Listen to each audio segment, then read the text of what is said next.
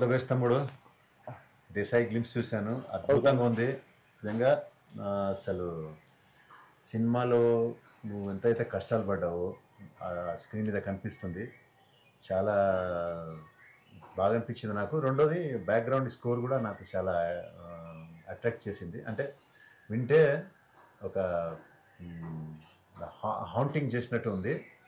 So డెఫినెట్గా ఒక మంచి సినిమా అవుతుంది బ్రదర్, ఇది నో డౌట్. థ్యాంక్ యూ అన్న, thank you so much. Congratulation brother. తమ్ముడు, దేశాయి సినిమా రిలీజ్ ఎప్పుడు ప్లాన్ చేసావు? నా మూవీ రిలీజ్ December 20 ప్లాన్ చేస్తున్నాం. ఈ December 20, 2024. అయితే మనకు ఈ సెప్టెంబర్, అక్టోబర్, నవంబర్, ఇంకా 2-3 months ఉంది. సో వర్క్ ఎలా జరుగుతుంది ప్రజెంట్? పోస్ట్ ప్రొడక్షన్ అవుతుంది, మొత్తం కంప్లీట్ అయిపోయిన తర్వాత మనం రిలీజ్ ప్లాన్ చేసుకుంటున్నాం. అవుట్పుట్ కూడా అదిరిపోయింది, కనబడుతుంది స్క్రీన్ మీద. నువ్వు పడే కష్టం మాత్రం 100కి 200% కనబడుతుంది. డెఫినెట్గా ఒక మంచి సినిమా అవుతుంది, ఇది మాత్రం నేను ఖచ్చితంగా గ్యారంటీగా చెప్పగలను. డెఫినెట్గా అవుతుంది. థ్యాంక్ యూ అన్న, థ్యాంక్ యూ సో మచ్. పెద్దవాళ్ళ అసలు సూపర్. ఇంకోటి యాక్షన్లో లుక్ రావాలని చెప్పేసి బాగా కష్టపడ్డావు, అది కనబడుతుంది. మన ఫస్ట్ మూవీ కదన్నా, ఏదో ఒకటి కొత్తగా చేయగలిగితే గానీ. సూపర్ ఉంది. ఏదైతే నువ్వు నడుచుకుంటా వెళ్ళే సీన్స్ అవన్నీ ఉన్నాయి కదా, చాలా చాలా బాగుంది.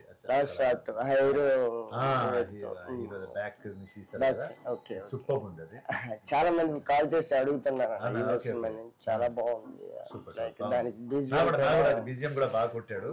నాకు అది చూడంగానే ఒక పవర్ఫుల్ క్యారెక్టర్ లాగా అనిపించింది అది చూడంగానే. సో డెఫినెట్ గా ఇది నీకు మంచి సినిమా అవుతుంది. చాలా మంది ఇట్లా మన టీం వాళ్ళు ఫోన్ చేసి ఇట్లా మామూలుగా ఫోన్ చేసి ఒక ఎక్స్పీరియన్స్డ్ యాక్టర్ లాగా చేశారు అట్లా కొంతమంది. Super super super super. తమ్ముడు, దేశాయి సినిమాలో నన్ను తీసుకుందాం ఎలా అనుకున్నావు? నేను మూవీస్, మీరు యాక్ట్ చేసిన మూవీస్ నేను చాలా చూశాను. అన్ని విలన్ రోల్, విలన్ పక్క ఫ్రెండ్, ఎట్లా ఇటువంటి రోల్స్ మీరు చేశారు. అందరు మిమ్మల్ని చూసిన గుర్తుపెట్టేస్తారు. కానీ మీరు రణం సినిమాలో ఒక క్యారెక్టర్ చేశారన్న, నాకు అది చూసిన వెంటనే అనిపించింది ఫ్యామిలీ ఆడియన్స్ దానికి కనెక్ట్ అయ్యారు. నాకు రణం మూవీ ఎన్నోసార్లు చూశాను. మన హీరో వాళ్ళ బ్రదర్ క్యారెక్టర్ చూసిన తర్వాత అనిపించింది అనమాట, ఫ్యామిలీ క్యారెక్టర్స్, ఫ్యామిలీకి సంబంధించిన ఏదైనా రోలు చాలా బాగా మీరు చేయగలరా అని అనిపించింది. అందుకే దానికి సంబంధించిన రోలు మన మూవీలో పెట్టడం జరిగింది. ఇది ఎవరైతే బాగుంటుందని ఆలోచించి మీరైతే పక్క ఈ క్యారెక్టర్కి న్యాయం చేయగలరని చెప్పేసి ఆలోచించి మా ఫ్రెండ్స్ ద్వారా అట్లా మిమ్మల్ని మీట్ అయ్యి మూవీలో పెట్టుకోవడం జరిగింది. అందుకే నేను కూడా అసలు ఏమనుకున్నానంటే, ఫస్ట్ ఏదైనా విలన్ క్యారెక్టరా లేకుంటే యాక్షన్ టైప్ లో అనుకున్నాను.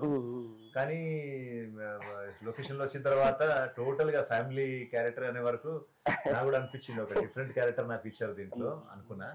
నిజంగానే నువ్వైతే షార్ట్స్ అవి చూపెట్టావు నాకు, తర్వాత కట్ చేసి నేను షార్ట్స్ ఏదైతే అది కూడా చాలా నాకు మంచిగా అనిపించింది. అంటే నా షార్ట్స్ ని కూడా చాలా అందంగా తీసావు, నాకు చాలా ఆనందాన్ని ఇచ్చింది.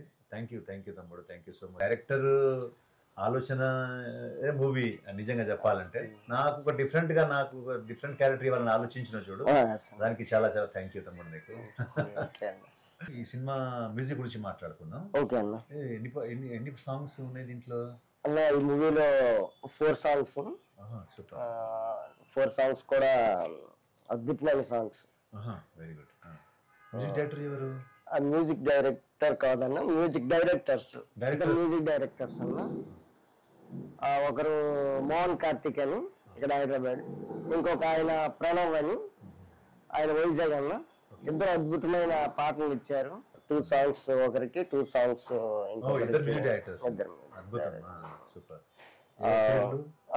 మోహన్ కార్తిక్ అని ఇక్కడ హైదరాబాద్. తను ఒక 4-5 ఫిల్మ్ చేశారు, మంచి సంగీతాన్ని అందించారు అన్న. ఆయనకి 2 సాంగ్స్ ఇచ్చాను. ఇంకా ప్రణవ్ అని ఆయన వైజాగ్ అతను, ఆయన కూడా 2-3 ఫిల్మ్ చేశారు. మంచి ఐడియాలజీ, మంచి క్రియేటివిటీ ఉన్న మ్యూజిక్ డైరెక్టర్స్ మన తెలుగు ఇండస్ట్రీకి దొరుకుతున్నారు. పక్కా మంచి success, new talents, new music directors వాళ్ళ పొటెన్షియాలిటీ అంటూ కూడా మనకు తెలియాలి. ఇలాంటి సినిమా ద్వారా అది కూడా బయటపడుతుంది. సో నీకే కాకుండా ఇంకో నలుగురికి కూడా లైఫ్ ఇస్తున్న మూవీలో అది చాలా చాలా ఆనందకరమైన విషయం. Very happy to hear. డెఫినెట్గా వాళ్ళకి నేను కలవలేదు, మనం డెఫినెట్గా ఇన్ ఫ్యూచర్లో మనం కలుస్తాము. కానీ ఇప్పుడు దీని తర్వాత వాళ్ళు కలిసినప్పుడు నా తరపు నుంచి వాళ్ళకి all the best, congratulation, all best చెప్పండి. సింగర్స్ ఎవరెవరు ఉన్నారు 4 పాటలకు? మంచి సింగర్స్ అన్న సాయి చరణ్ చాలా మంచి సింగర్ అన్న, చాలా మంచి ఫేమస్ సింగర్ సింగర్. ఆయనతో పాడించాను, ఇంకా వేరే వేరే వాళ్ళతో కూడా అవకాశం ఇవ్వడం జరిగింది. అవునా. ఈ సినిమా దేశాయి తీయాలని ఆలోచన నీకు ఎలా వచ్చింది? అన్న ఇప్పుడు యాక్ట్ చేస్తూ డైరెక్షన్ చేయడం చాలా కష్టం కదా. అవునన్నా. మరి నువ్వు ఏమనుకుని దిగావు దీంట్లో? అన్న యాక్చువల్గా నేను యాక్టర్ అవ్వాలని నా డ్రీమ్ ఉందన్న. ఓకే. దానికోసం కొంచెం హార్డ్ వర్క్ చేశాను. బట్ నేనే కథ రాసుకొని ఓకే నేనే డైరెక్షన్ చేస్తే ఈ మూవీకి న్యాయం చేయగలనని చెప్పి ఎంత కష్టమైనా సరే హార్డ్ వర్క్ చేసి నేనే స్టోరీ అన్ని రాసుకొని నేనే డైరెక్షన్ చేసి నేనే యాక్ట్ చేసి. ఓకే. సో ఏంటంటే సొంతంగా రాసుకొని డైరెక్షన్ ఎలాగో చేస్తున్నాను కదా, ఈ క్యారెక్టర్ అంటే క్యారెక్టర్ చేయాలని ఫస్ట్ నుంచే మీకు ఉంది? ఇది పెట్టాలని అలాంటి అంటే ఎవరికైనా హీరోకి అనుకున్నారు, లేకుంటే దాని తర్వాత లేదులే దొరకక అట్లా మీరే చేసుకున్నారా, లేకుంటే చేసుకుంటే బాగుంటది అనుకుని? ఈ స్టోరీ రాసేటప్పుడే నేనే చేద్దామని ఫిక్స్ అయ్యి రాసుకున్నాను. ఇదేంటంటే కొన్ని వేరియేషన్ ఉంటది అన్న క్యారెక్టరైజేషన్ లో కూడా. మీరు ఆల్రెడీ చూసి ఉంటారు, ఫస్ట్ లవర్ బాయ్ గా గ్లిమ్స్ చూసేటప్పుడు కూడా లవర్ బాయ్ దీని నుంచి ఒక మాస్, అసలు ఆ పర్సన్ ఈ పర్సన్ ఒకటేనా అనే ఆలోచన వస్తుంది అన్న. ఈ మూవీ కోసం క్యారెక్టర్ కోసం చాలా హార్డ్ వర్క్ చేయాల్సి వచ్చింది. అదే గ్లిమ్స్ లో లాస్ట్ ఆ హెయిర్ గడ్డంతో వచ్చే సీన్ ఉంటది కదా, దానికి 3 months టైం తీసుకున్నాను. రాసుకున్నారు, దాన్ని డైరెక్షన్ చేయడం కాకుండా యాక్టింగ్ కూడా మీరు చేస్తేనే కరెక్ట్ గా న్యాయం చేసినట్టుందా అనుకున్నారు. సూపర్. అది నిజంగా గ్లిమ్స్ లో మనకు అర్థమవుతుంది, మీ కష్టాలు ఎంత కష్టాలు పడ్డారో స్క్రీన్ మీద కనబడుతుంది మనకు. డెఫినెట్ గా సక్సెస్ఫుల్ అవుతుంది. ఆ 2 క్యారెక్టర్స్ అయితే నేను చూడలేదు కాబట్టి 2 క్యారెక్టర్స్ ఉంటే 2కి 2 న్యాయం చేసినట్టు అనిపించింది నాకు. డెఫినెట్ గా సక్సెస్ఫుల్ అవుతుంది, అంటే ఆడియన్స్ కి రీచ్ అవుతుంది. అది నో డౌట్. సూపర్. కూడా గ్లిమ్స్ చూసేటప్పుడు కూడా ఈ పర్సన్ ఎవరు అంటే ఒకే పర్సన్ అనే ఆలోచనలోకి వచ్చేస్తారు. వేరు వేరు క్యారెక్టర్స్ ఏంటి అనే దానికి అంత డిఫరెన్స్ ఉంది. ఇంకోటి ఏంటంటే ఈ గడ్డము అవన్నీ పెంచి కొంచెం హెయిర్ చేసే వరకు, హెయిర్ చేంజ్ చేసే వరకు చూసేవాడికి బాడీ మొత్తం వేరే డిఫరెంట్ గా ఉంటుంది. దానికోసం చాలా హార్డ్ వర్క్ చేయాల్సి వచ్చింది. అనేది ఆడియన్స్ కు ఎప్పుడైనా లైక్ చేస్తారు. అది అంటే దాంట్లో ఏమవుతుంది అంటే చూసేవాడికి 2 రకాల క్యారెక్టర్ చేసేవారికి ఒక ఆర్టిస్ట్ ఒక మనకు పొటెన్షియాలిటీ ఏదో తెలుస్తుంది. సో దీంట్లో మీరు ఈ 2 చేశారు కాబట్టి డెఫినెట్ గా ఆడియన్స్ కు రీచ్ అవుతారు, నో డౌట్. ఈ మూవీ ఎప్పుడు స్టార్ట్ అయింది అన్న? ఈ మూవీ కరెక్ట్ గా 1 year అయింది అన్న స్టార్ట్ అయ్యి. 1 year అయింది. మధ్యలో కొంచెం గ్యాప్ ఇచ్చాము, దానివల్ల కొంచెం లేట్ అయింది. ఇప్పుడు స్టార్ట్ అయ్యి 1 year అయింది. ప్రెసెంట్ పోస్ట్ ప్రొడక్షన్ వర్క్ జరుగుతుంది. ఇది మన లవ్ స్టోరీయా, ఫ్యామిలీయా, యాక్షనా, ఏ కైండ్ ఆఫ్ జానర్ ఇది మనకి నిజంగా చెప్పాలి? ఓకే అలా చూసిన వాళ్ళకి కూడా మామూలుగా అట్లా వస్తుంది. చూస్తుంటే నాకేం అర్థం కాలేదు, అందుకే క్వశ్చన్ అందుకే అడిగాను. కరెక్టేనండి అడిగింది. యాక్చువల్గా ఇది లవ్ స్టోరీ అన్న, కానీ ఫ్యామిలీకి సంబంధించిన అంశాలు, సమాజం, మాస్ అంశాలు అన్ని ఈ మూవీలో ఉంటాయి. ఒక డిఫరెంట్ కాన్సెప్ట్ అన్న ఇది. మూవీ కొత్తగా ఉంటది, ఫస్ట్ నుంచి లాస్ట్ వరకు చూసే పర్సన్స్ కి ప్రేక్షకులకి ఉత్కంఠం రేపే విధంగా ఉంటది. అంటే ఒక్కటి ఓన్లీ సింగిల్ గా మనం చెప్పడానికి లేదు, అన్ని ఉంది, ఫ్యామిలీ అన్ని కలిపావు.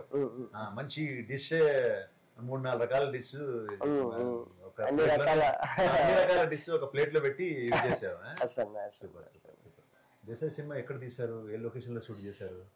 అన్న దేశాయ్ మూవీ కోసం చాలా లొకేషన్స్ కి వెళ్ళాల్సి వచ్చింది అన్న. ఓకే. ఇది దేశాయ్ మూవీ హైదరాబాద్ లో షూట్ చేసాం. హైదరాబాద్ మనం చేసాము. మనం అది కూడా లాంగ్ ఎక్కడో ఇది అజీజ్ నగర్ చేసాము. సో ఎక్కడ కాంప్రమైజ్ కాకుండా ప్రతి ఒక్క ఫ్రేమ్ బ్యూటిఫుల్ గా ఉండాలని ఎక్కడ కమర్షియల్ గా ఎక్కడ కాంప్రమైజ్ కాలేదు. కాంప్రమైజ్ అవ్వలేదు. ఇక్కడ హైదరాబాద్ లో వేరే లొకేషన్స్ లో కూడా చేసామన్నా. అలాగే వరంగల్ లో చేసామన్నా. వరంగల్ లో సాంగ్స్ కొన్ని సీన్ల కోసం వరంగల్ వెళ్ళాల్సి వచ్చింది. అలాగే వైజాగ్ లో లేదండి అరకు వెళ్ళాము. అరకులో షూట్ చేసాము. చాలా ఏరియాలో షూట్ చేసాం అన్న. అంటే రిక్వైర్మెంట్ ఆ మూవీకి ఏమేమి కావాలి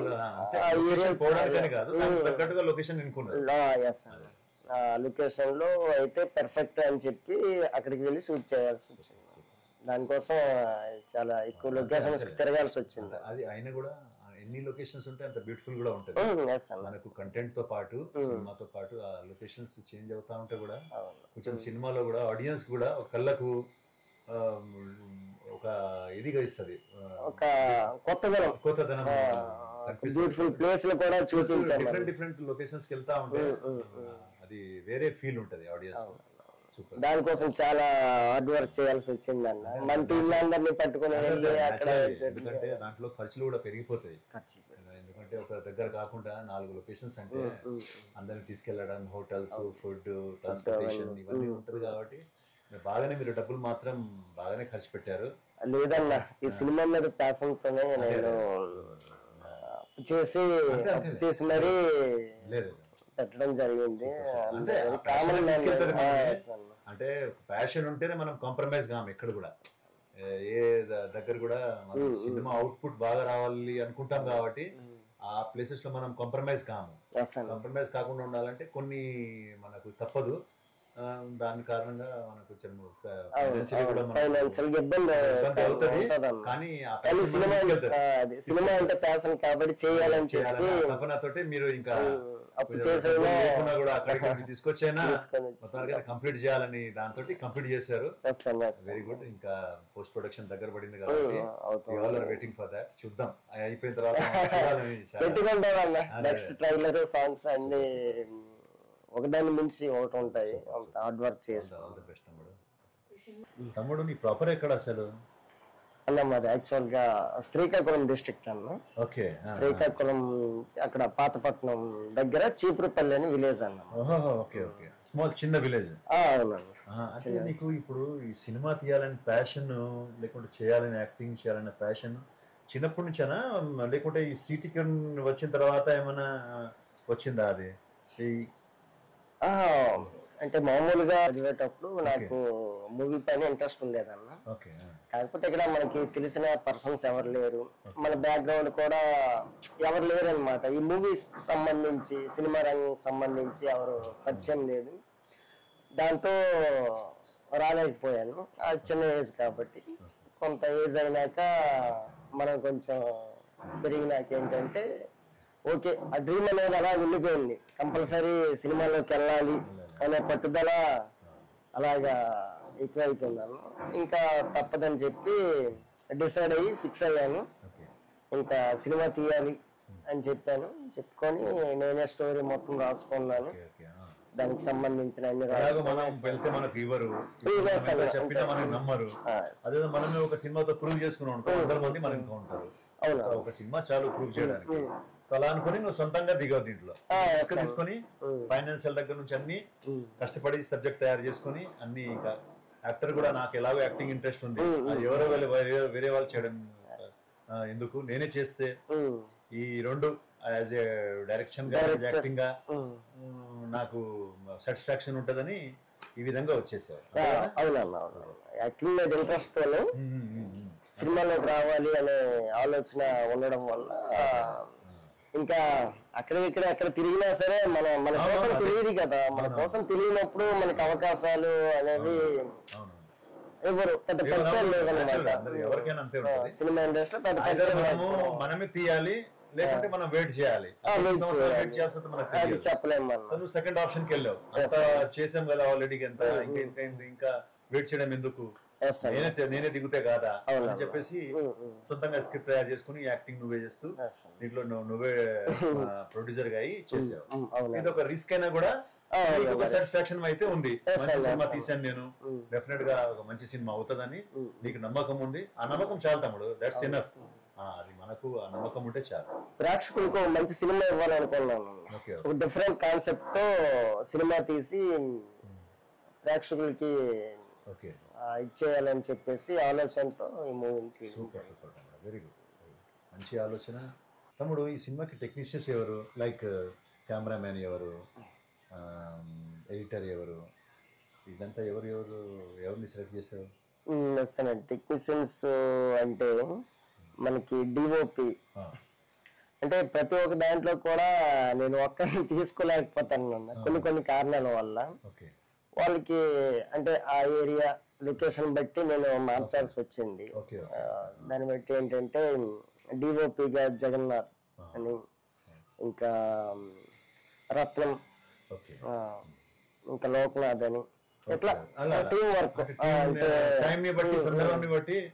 నేను వాళ్ళని గైడ్ చేస్తూ అట్లా ఇచ్చేసి కాబట్టి వాళ్ళు కూడా నా ఐడియాలజీ ప్రకారం వాళ్ళు అట్లా చేశారు. వాళ్ళు చాలా బాగా చేశారు. లొకేషన్ కి కొంచెం అనుకున్నప్పుడు చేంజ్ చేసి అట్లా చేయాలి. యాక్టర్స్ ఎవరు ఉన్నారు నా తప్ప? ఇంకా యాక్టర్స్ ఉన్నారన్న, మన మూవీలో హీరోయిన్ గా శృతి చండక్ అనే ఒక అమ్మాయిని తీసుకున్నాము. అలాగే మదర్ క్యారెక్టర్ కి చాలా ఇంపార్టెంట్ క్యారెక్టర్ అన్నమాట మన మూవీలో.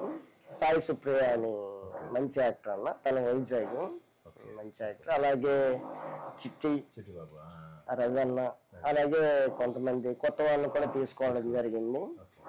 చాలా మంది యాక్ట్ చేశారు అన్న. రామారావు, కొందరు సీనియర్ టెక్నీషియన్స్ మీలాంటి వాళ్ళు వర్క్ చేశారు. కొందరిని చాలా మందిని కొత్త వాళ్ళని తీసుకున్నాము. అంటే కాన్సెప్ట్ డిఫరెంట్ కాబట్టి, కొత్తగా ఉంది కాబట్టి అని చెప్పేసి కొంచెం కొత్త వాళ్ళని తీసుకోవడం జరిగింది అన్న. అలాగే ఈ మూవీకి ఎడిటర్గా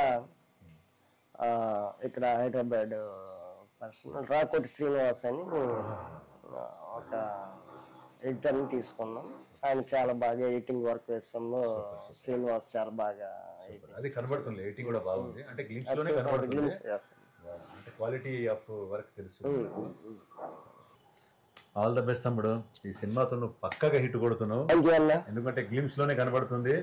సినిమా కూడా ఒక్కసారి బయటికి వచ్చిన తర్వాత అందరికి నచ్చుతుంది, నాకు గట్టి నమ్మకం ఉంది. డెఫినెట్ గా నువ్వు హిట్ కొడుతున్నావు. తప్పకుండా అన్న, మనం హిట్ కొడుతున్నాం. అదే, దేశ మూవీతో మనం హిట్ కొడుతున్నాం. Desai is going to be big hit. Thank you.